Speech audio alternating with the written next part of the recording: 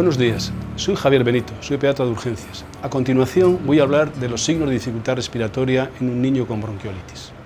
Uno de los signos principales de la bronquiolitis es la dificultad respiratoria.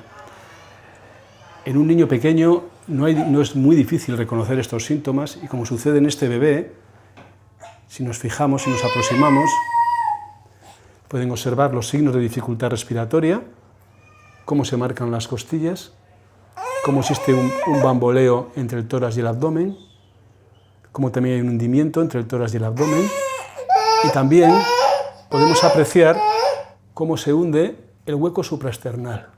Cuando una familia aprecia estos signos de dificultad respiratoria, es conveniente la consulta médica y, dependiendo de la disponibilidad, esta consulta se deberá realizar en un centro de atención primaria o en un servicio de urgencias hospitalario.